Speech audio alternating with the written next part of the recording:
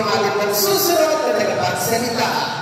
Ang punsong anak ng ating dating alkalde, Lito Atienza.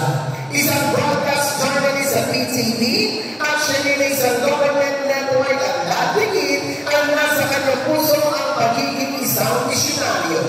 Nagtabang sa kanyang pag-aaral bilang political science major in governance. Dahil sa pagmamakalat sa formang ginagawa niya sa NYRC o ang tahanan ng kabataang walang masisinungan ay pinaralan bilang People of the Year. Isang mapag-arugang ina at ang kasalukuyang direktora ng kababaihan ng Manila. Palakpakan po namin ang ating honest choice, ang liwanag ng Manila, at ang ating magiging Vice Mayor D. Atienza.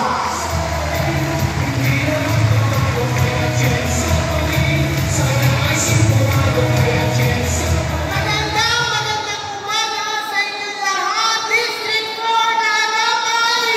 Kamusta po kayo? Ako po si Chi Atienza, ang punsong anak ng dating puting Mayor Lito Atienza. Ako rin po ang direktora ng kababaihan ng Maynila, isang organisasyon na kasing laki ng kaagapay. Nakakatuwang makita na nandito kayo ngayon, lalong-lalo na alam natin dito sa Maynila, ang kababaihan ng Maynila, kabaha at kaagapay ngayon magkakasama na! Ako rin po ay isang journalist sa television. Ngunit sa totoo lang, ako'y bata pa. Ang pangarap ko sa aking buhay ay maging isang misyonaryo. Ngunit hindi po yun nais sa katuparan.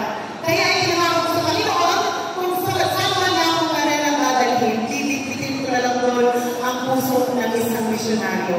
Kaya ako po ay naging isang broadcast journalist.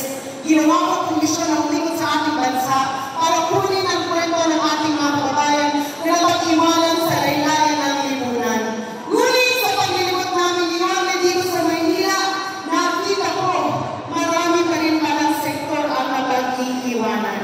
At kahit ano pa na ang hinahin natin, kahit umiyak na tayo sa gobyerno, kung ang gobyerno ay hindi marunong makinig sa tao, ika nga ni Yole. Nga. Mga pa rin pala tayong lahat. Kaya ngayon, ako'y narito sa inyong harapan para tayuan ang mga sektor ng lipunan na para sa akin dapat magkaroon ng boses sa gobyerno. Tumatayo po ako dito sa inyong harapan para magkaroon ng boses ang ating mga lolo at lola. Isang realidad hanggang sa ngayon marami sa kanila nakikita sa palaran pa rin sa mundo. Hinahayaan ang kanilang mga katawan ay maluto sa ilalim ng init ng araw at ng ulan araw-araw para lang makapauwi ng konting sarapila sa pagtulong sa kanyang pamilya at pangtulong sa kanya pagdating sa mga pangangailangan ng medikal. Mga kaagapay, kung gumagana ang gobyerno, dapat mahaba ang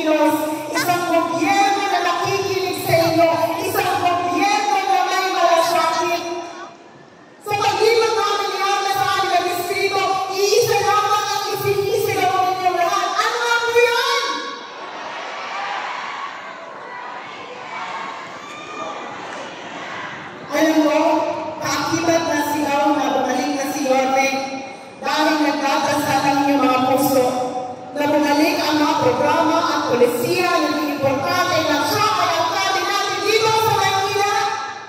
Huwag kayong mag-alala dahil babalik na po si Yorme Isko!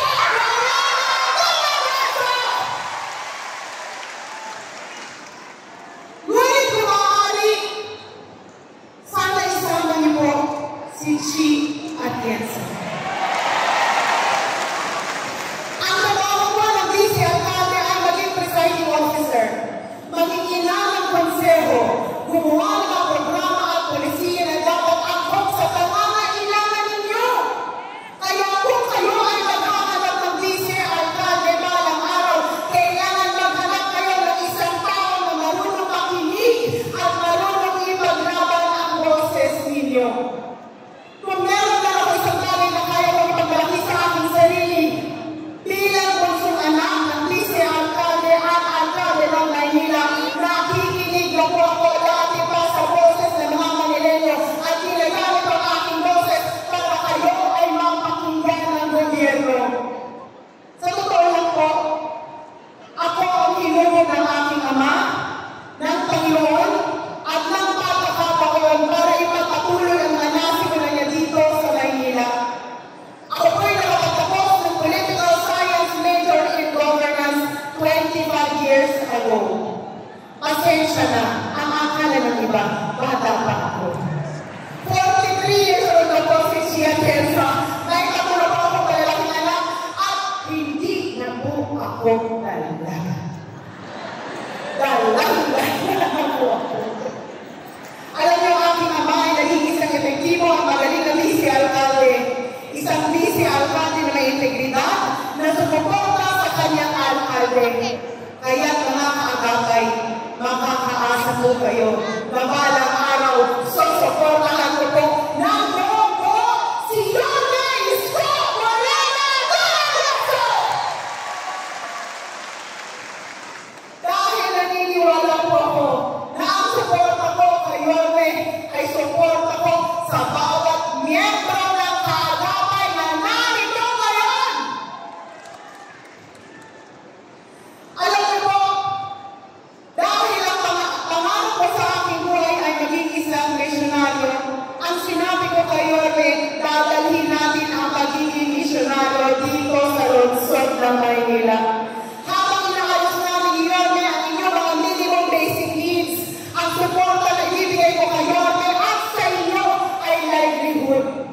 Dahil sa lahat ng problema nakita ko sa aming pag-ikot dito sa Maynila, kailangan bumalik ang pag-asa sa inyong mga puso na meron pa rin gobyerno na susuporta, magmamahal at sisiguraduhin na tatawag ang inyong Panginoon at tataas muli ang inyong mga loob na kayo ay mga Manileño!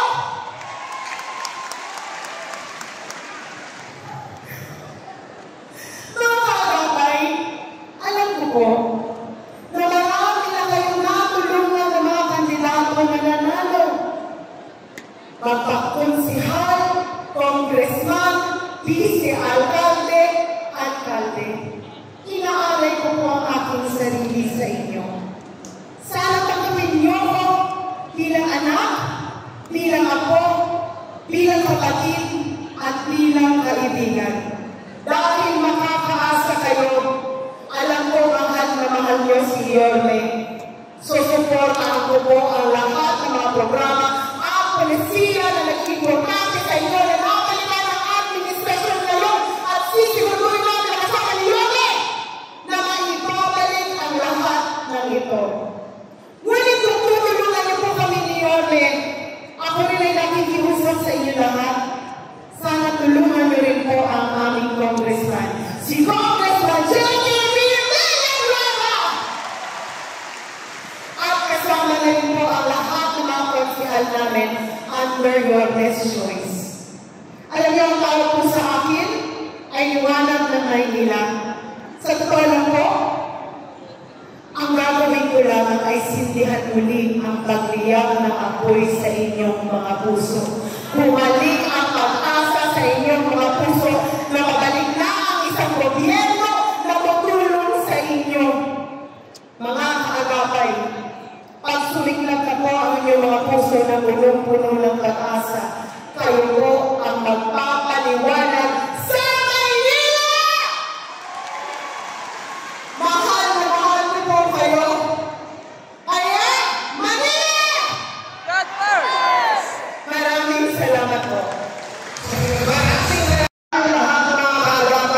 Distrito Claro ay sama-sama ngayon. Palakpakan po natin ang nag-iisang ina ng kaagapay. Palakpakan po natin Ma'am Daily Domagoso.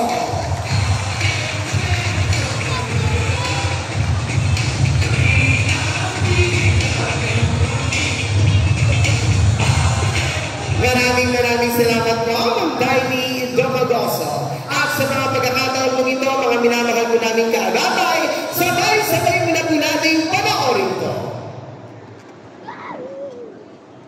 Ang siyudad ng Manila ay tinagurian na Perlas ng Silangan, the Pearl of the Orient, isa sa pinakamagandang siyudad pagkatapos ng rehimen ng Espanya.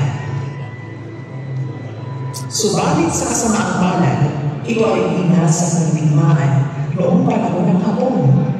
At simula noon, tila nahirapan na ang siyudad na bumangon. Hanggang ang isang anak ng siyudad ay tumayo at pinangunahan ang pagbabago nito.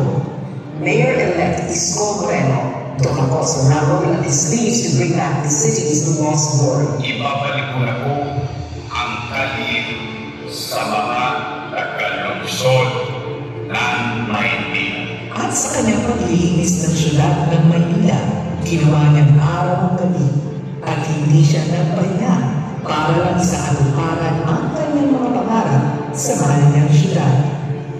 Nilinis niya ang mga dugyot ng mga lugar ng Maynila.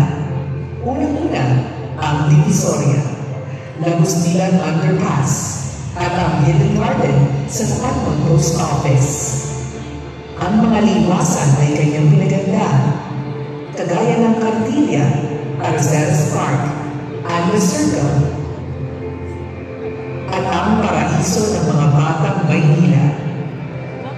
Ang mga pangunahing na kalsada, kagaya ng Calao at Taft Avenue, ay kanyang inayos at inilawan pa, kasama ang pagpakalagaran ng peace and order, kaya bumaba ang crime rate at sa ugatong ng kanyang kasipagan. Isang trahedya ang tumubo sa Paseco. Maraming mamamayan ang nasunugan ng mga tahanan. Isang sakuna ang tumulong sa mga puso ng mga taga-Paseco. At sa paglupa ng apoy, ang mga mamamayan na nasunugan ng mga tahanan ay ginawa niya ng mga matitirahan.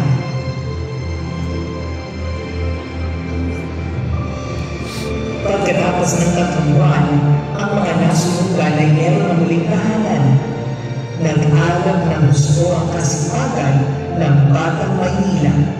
Kaya marami pa siyang ipinatayo ng mga tahanan. Condominium 1 at Condominium 2. Beyond Dominion 1, San Sebastian Residence. Nagpatayo rin siya ng Pedro Hill and San Lazaro Residences na hinango sa mga disenyo sa Singapore. Nagpatayo pa siya ng mga eskwelahan sa Maynila. Ito ang Rosario Almario Elementary School, Manila Science High School, Albert Elementary School, and Magsaysay High School. All 10-story, fully air-conditioned public schools.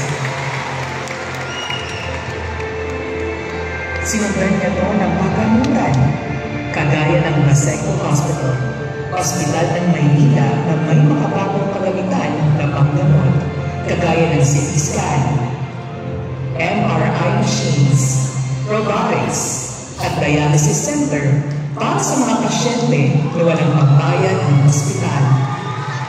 Hindi rin yan nalimutan ang natirang Muslim sa syudad. Tinupad niya ang matagal na nilang pinapangarap, ang pagkaroon ng sariling libingan, ang kapatirang Islam.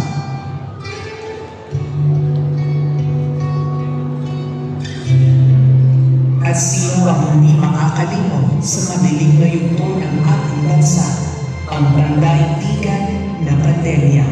At sa pag-aasik nito ng peste, kaagad ng patupad, ang Batang Maynila may 24/7 na testing facility at vaccine drive-thru laban sa pandemya na meron sa users sa mismong lugar ng testing facility.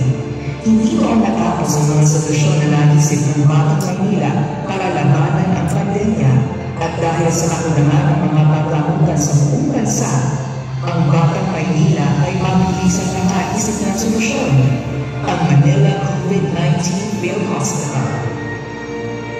Ang paglamutan ay inayo sa loob lang ng 52 araw na tumugon sa kakulangan ng ospital sa panahon ng pandemya. Maraming buhay ang nailigtas ng itinayo niyang paglamutan.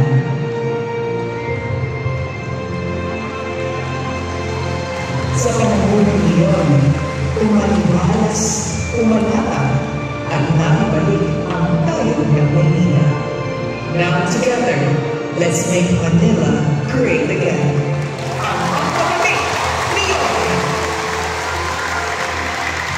At sa mga pagkakataon kung ito ang mga minamakagulan ng kaagapay, ito para sa akin ang ipakilala. Ang isang taong kahit kailan ay hindi tayo iniwan sa gitna ng laban natin sa pandemya.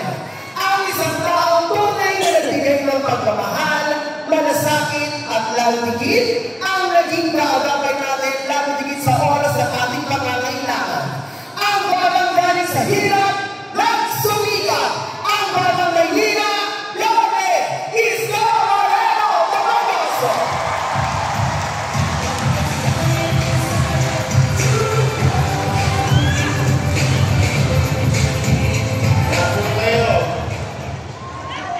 Hi! Hello!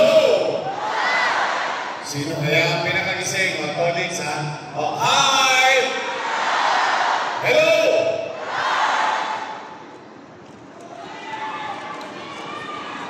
Mukhang gising naman. Oh, colleagues naman. Hi! Hello! Sa mataas, ha?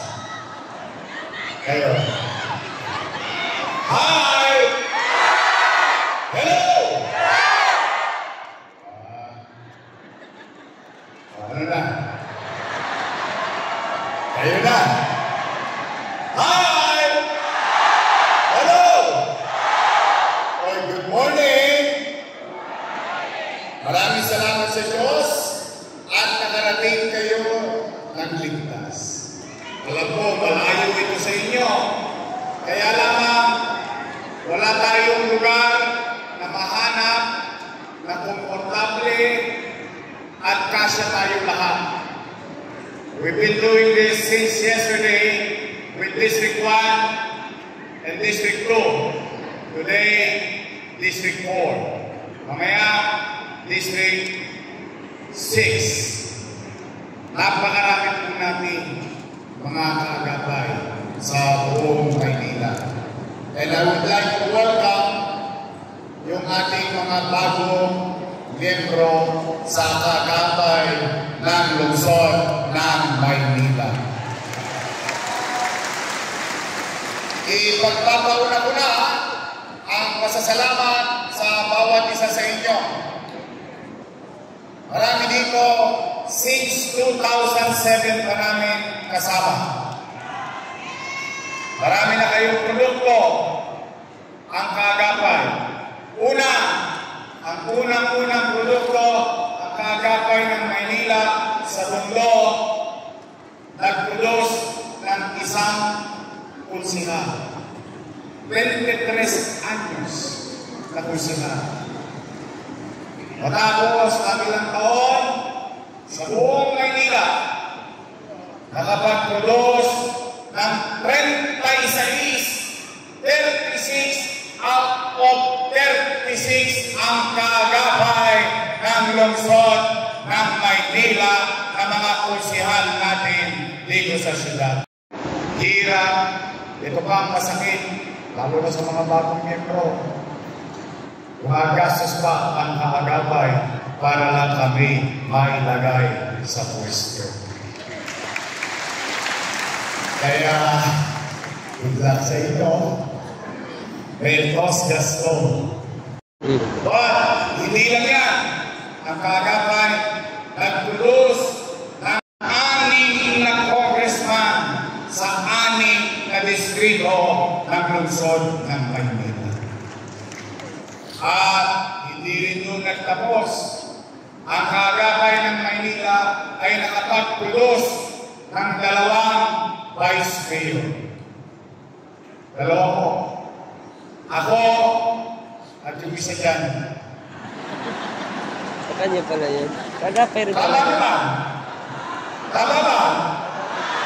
At ang kaagapay nakapagpulos ng 2 mayor. Ako at yung isa dyan.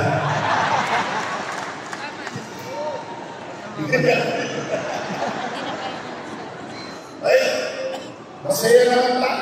Ako, masasayahin. Mahilig ako magpasalamat sa Diyos.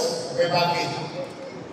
Sa dami-dami, sino bang mag-aakala na ang isang basurero, hindi ko manakalain mag-artistahin ko.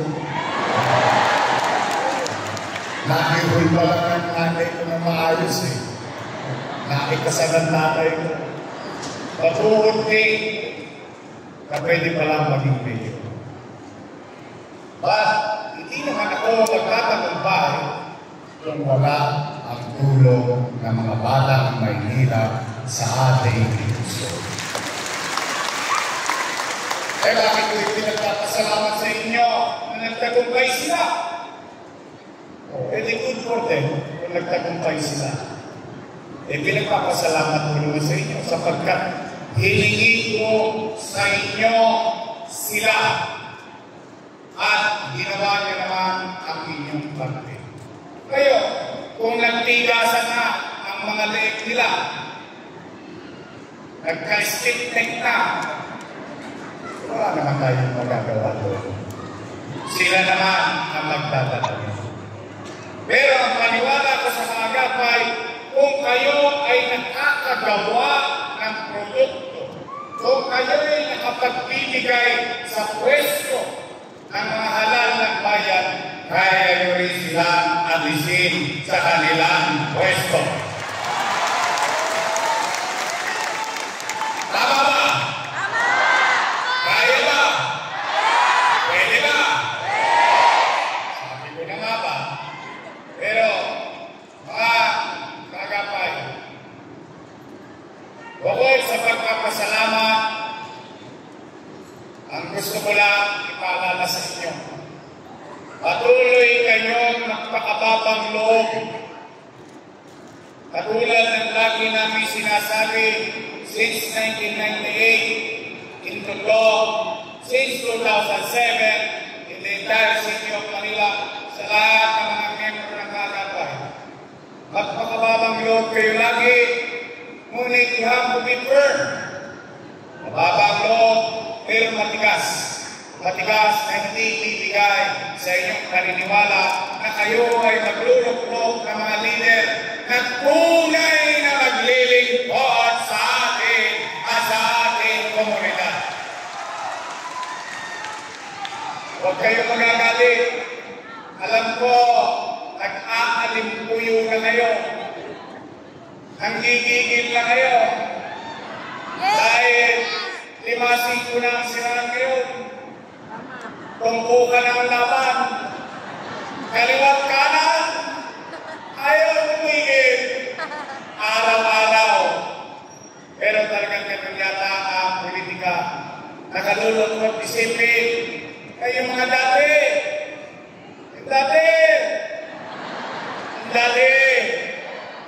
Dati, puro papuri. Puri rito. Puri roon. Puri rito. Puri roon. Ngayon, ako na ang pinakamasama sa paningin nila. Ay, isa naman, nag-aala Superman. Nagbibida-bidahan. 5-5 ang bigayan. Ang dalang namin. Nasaan kayo nung pandemya?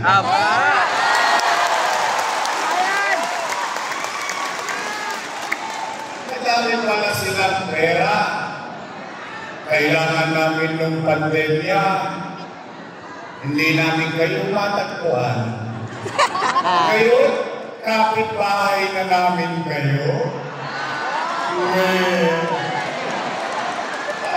Charot lang.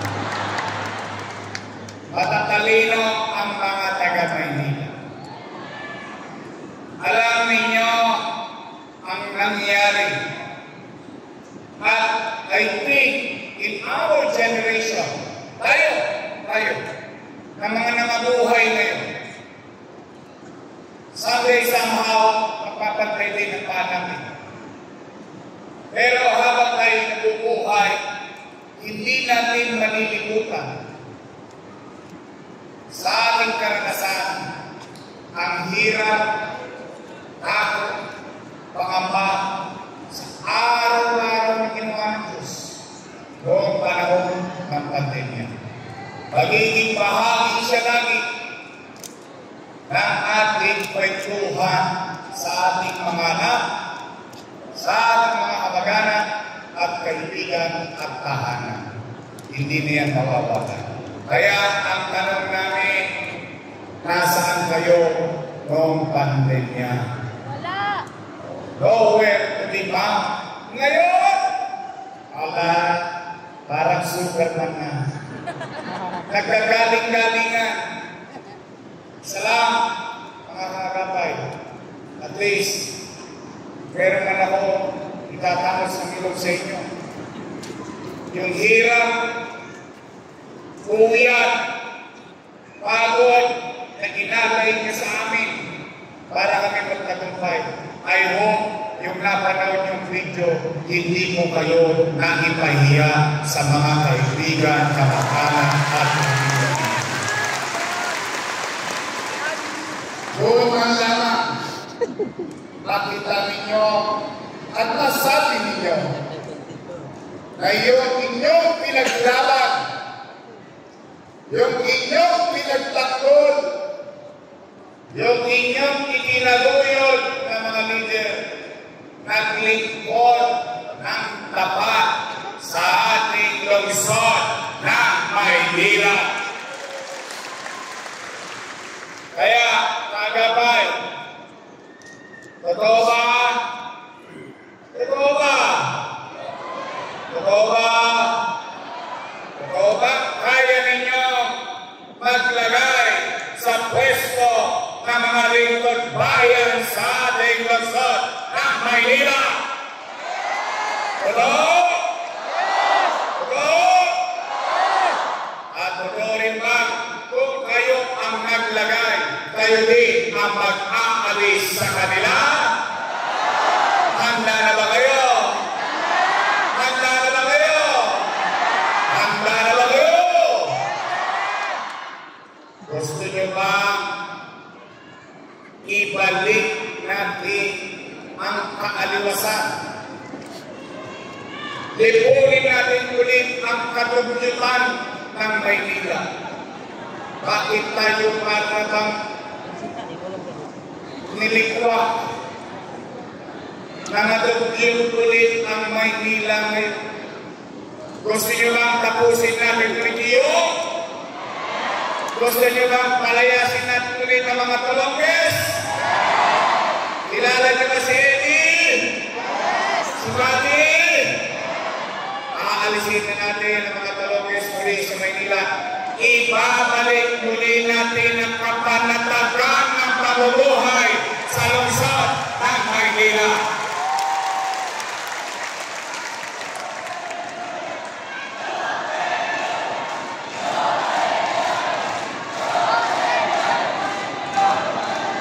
Don't panic.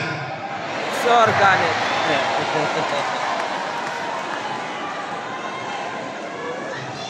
Iwanan ka doon, ha?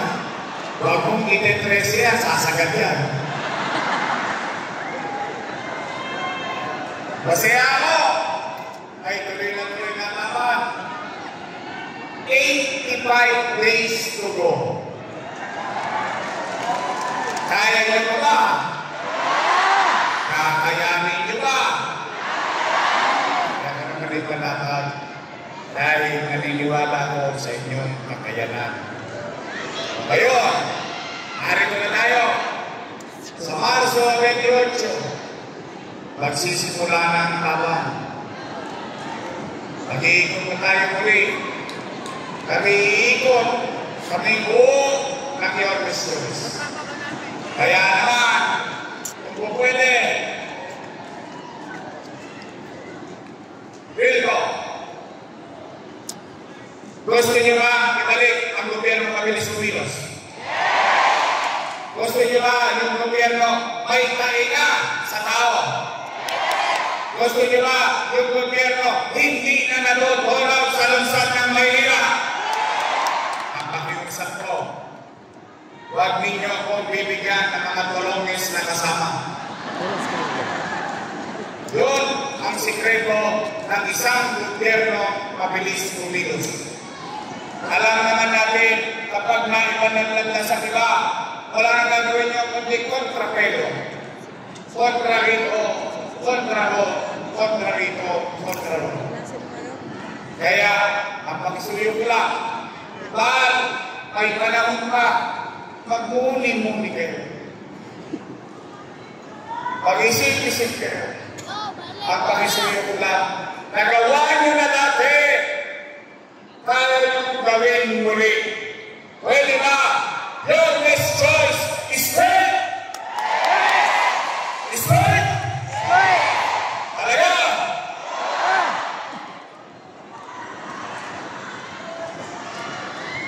Bili ako ng dividend raso.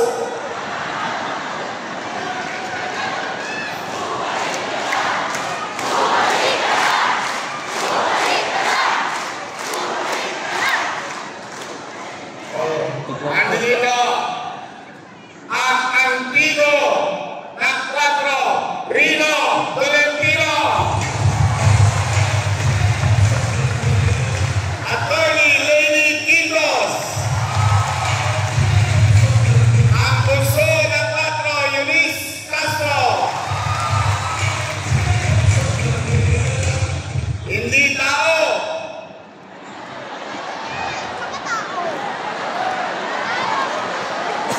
Hindi hayop. Bagay ito. Rocky Tagay. Ang ating Dr. Tom Angron. Kapag kalakipit sa Mumbai,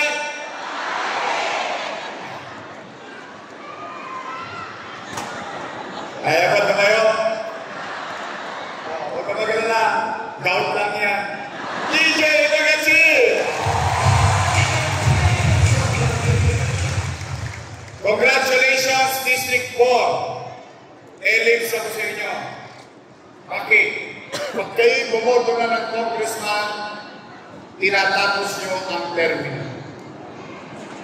Yun ang isang napansin ko sa inyo. Wala nang ligwakan. Basta natira na, matatapos na. Hindi niya na pinatitira sa iba. Baka mapanis pa. Pagkatsi, tinapos natin. Bakanin, tinapos natin. Nakatapos lahat sila. Bulongan, natapos natin. Si Congressman Maceda, natapos natin. Tama naman. Pag natapos ang isa, iba ang binoboto natin. Tama mali? Kaya naman, baka naman may puwang pa dyan sa puso ninyo. Pwede ba? Pwede? JPD! Sa karangayan, ubusugin tayo sa kasiyahan. Yung aking vice mayor, may asing pa.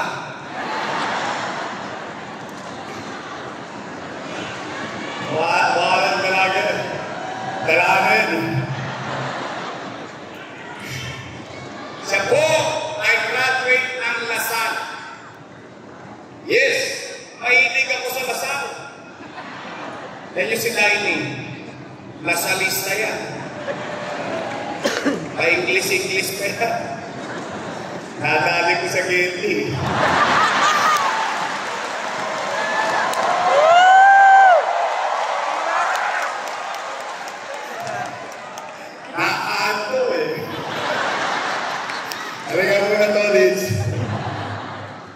disgrasya ka.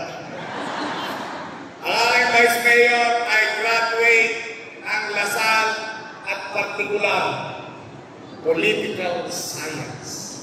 So she knows how the government functions. She knows the job. At hindi naman siguro siya ay walang karanasan. 6 years ang tatay niyang Vice Mayor, presiding officer of the City Council. So alam niya ang trabaho ng pagiging Vice Mayor. O siya graduate ng Lasal, si Dahil ay graduate ng Lasal, at dali sila ng taga-Ateneo. Ateneo! Graduate ako ng Ateneo. Ateneo de Tondo. Tondo High School. Uy, maganda ba yung Albert? Maganda ba yung magsaysay? Talaga? Proud kayo bilang kaagapay? Talaga? It's for you. Para sa inyo talaga. And many more to come. May awa ang Diyos. Aking Vice Mayor, si Atienza!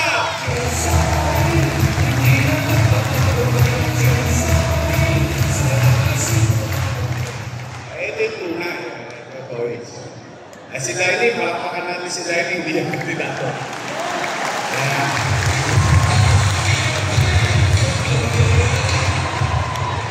Yung mga taga-Lasal, matadayang insect ko lang yan.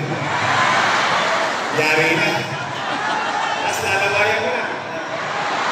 Mauusog na.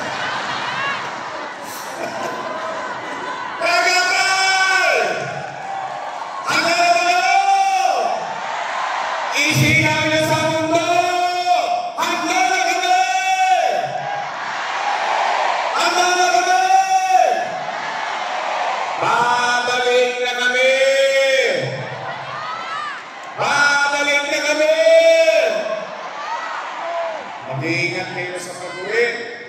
Aasa kami, katulad ng inasahan namin dati at katulad ng paniwala namin dati, hanggang ngayon, ang paniwala namin, nagawa niyo na dati, kaya niyong gawin uli para sa inyo, para sa anak niyo, para sa lungsod na ating kapanganakan at buong buhay natin.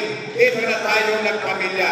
Para sa lungsod ng Maynila at mamamayan nito, Kagapay, let's make Manila great again! Pagpalain naman kayo ng buong Manila! Manila! Tapos, thank you! Maraming salamat po. Paloso!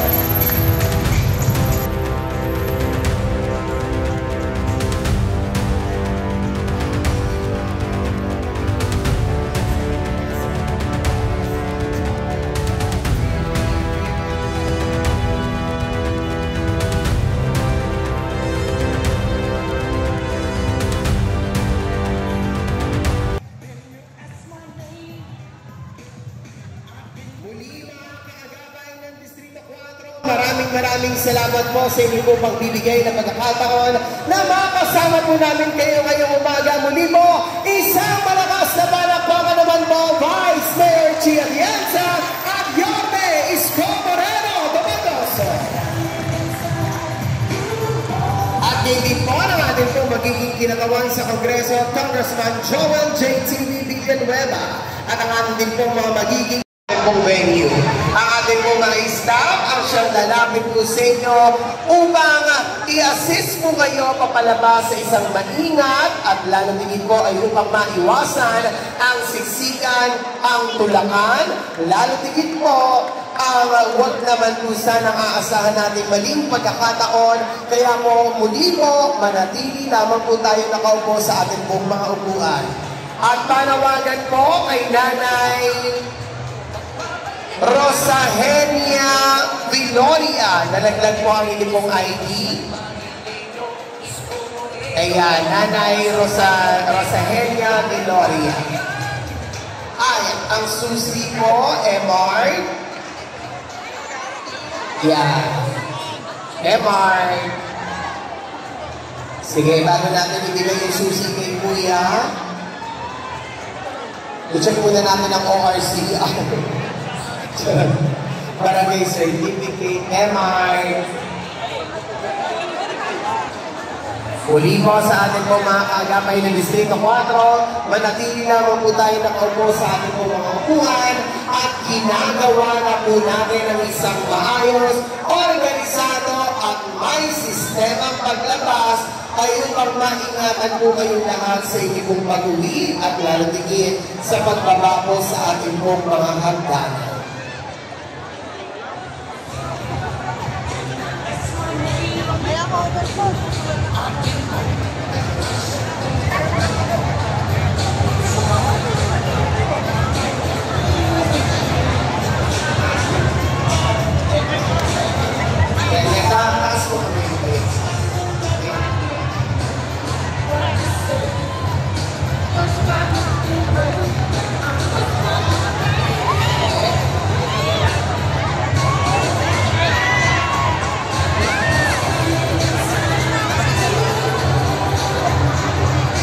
Muli po, hindi pa po yan.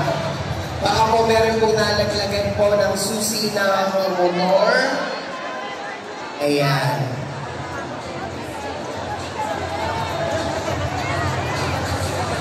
Susi po ng motor.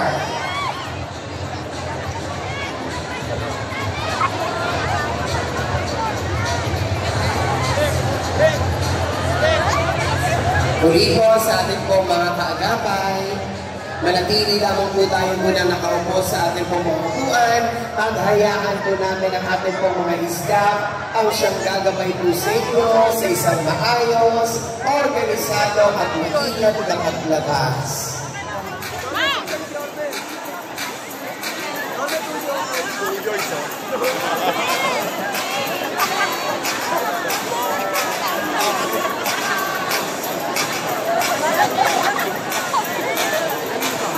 At wala na rin po dudugtong po doon sa huling pila para hindi rin po magugulo pa ang inyong pong maayos na pagpila. Mabilis lang naman po ito. Basta po ano. Yan. Muli po sa may nawawalan ng susi ng motor.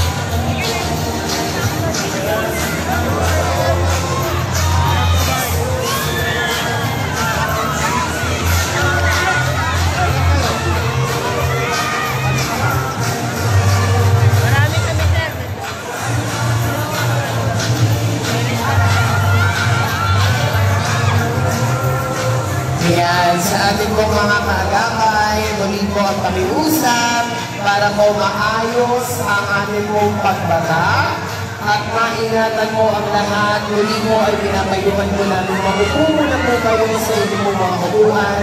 Mabilis lamang po ang ating ginagawang pag-exit.